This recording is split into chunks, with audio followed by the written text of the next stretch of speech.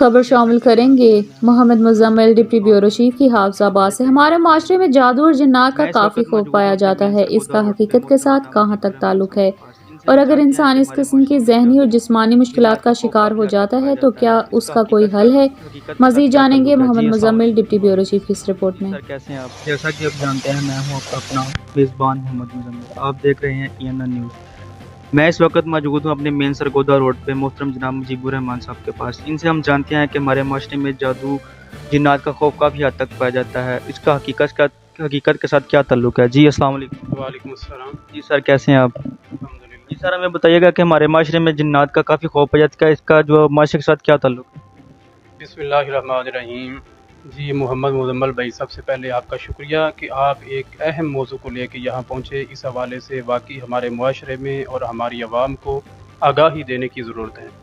جہاں تک جادو جنات کا حقیقت کے ساتھ تعلق ہے تو یہ واقعی حقیقت ہے، یعنی کہ اس کا ہو جانا، کہ لوگ اس کی زد میں آ جاتے ہیں اور یہ ایک اپنا اثر رکھتا ہے، اور بے احتیاطی کی وجہ سے یا کوئی اس طرح کے اور بھی معاملات ہوتے ہیں کہ جن کی وجہ سے بندہ جنات یا جادو کا شکار ہو سکتا ہے۔ اور شریعت مطہرہ نے، ہمارے دین نے اس بارے میں رہنمائی بھی کی ہے اور اس چیز سے بھی ہمیں آگاہ کیا ہے کہ واقعی یہ حقیقت ہے، اور جب اس طرح کے مسائل شروع ہو جائیں تو ان سے بچنے کے لیے احتیاطی تدابیر بھی دین نے بتائی ہیں۔ جی بالکل، آپ ہمیں بتائیے گا کہ جو ہمارے معاشرے کے لوگ ہیں وہ اس حقیقت سے کیسے بچ سکتے ہیں؟ جی پہلی تو بات یہ ہے کہ اس چیز کا خوف معاشرے میں مزید عام کر کے اور بڑھا چڑھا کے جو ہے وہ بیان کر کے لوگوں کو خوف زدہ کر کے یہ سمجھ لیں کہ ان کو لوٹا بھی جاتا ہے، اور ان کا مسئلہ حل کرنے کے بجائے ان کو غلط ٹریک کے اوپر لے جایا جاتا ہے، اور لوگوں کا مال جو ہے وہ کافی حد تک بہت سارے معالج علاج کے نام پہ بٹورتے ہیں۔ شریعت نے جو ہے وہ اس کا آسان سا علاج، حقیقت یہ ہے کہ جب ہم دین سے دور ہوتے ہیں تو اس طرح کے مسائل ہمارے لیے مزید بڑھتے ہیں، تو کلام الہی اور پیارے نبی صلی اللہ علیہ وسلم نے جو ہمیں مسنون دعائیں سکھلائی ہیں ان کے اندر ان کا وہ علاج موجود ہے کہ جو حقیقت پہ مبنی ہے۔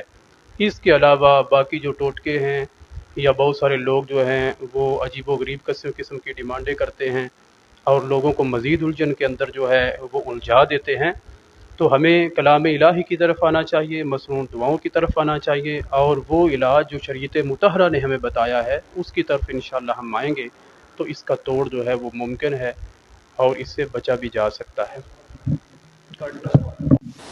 جی سر ہمیں بتائیے گا کہ اگر کوئی شخص اس قسم کی مشکلات کا شکار ہو جاتا ہے تو اس کا حل کیسے نکال پائے گا؟ جی دیکھیں، اگر ہم پیارے نبی صلی اللہ علیہ وسلم کے دین سے رہنمائی لیں تو اس کا علاج موجود ہے، اور وہ علاج کے جو واقعی حقیقت میں مبنی ہے۔ پیارے نبی صلی اللہ علیہ وسلم نے ہمیں مسنون دعائیں سکھلائی ہیں، اور کلام الہی اللہ تعالیٰ نے ہمیں ایک بڑا تحفہ عطا فرمایا ہے۔ قرآن مجید اور پیارے نبی علیہ الصلوۃ والسلام کی جو تعلیمات ہیں اس سے ان کا علاج ممکن ہے۔ اگر ہم پیارے نبی علیہ السلام کے طریقے کو چھوڑتے ہیں اور قرآن مجید جو ہمارے گھر میں پڑا ہوا ہے اس کو ایک طرف رکھتے ہیں، اور ہم دوسرے ٹوٹکے یا ایسے لوگوں کے پاس جاتے ہیں کہ جو قرآن و حدیث کا علم ہی نہیں رکھتے بلکہ وہ اور چیزوں میں الجھاتے ہیں ہمیں، اور مزید پریشانی جو ہے وہ اس سے بڑھتی ہے، تو اگر آپ اس کا علاج کرنا چاہتے ہیں یا اس سے بچنا چاہتے ہیں، صبح و شام کے اذکار مسنون ان کا اہتمام کیجئے۔ جو پیارے نبی صلی اللہ علیہ وسلم نے ہمیں دعائیں مسنون سکھلائی ہیں ان کا اہتمام کیجئے۔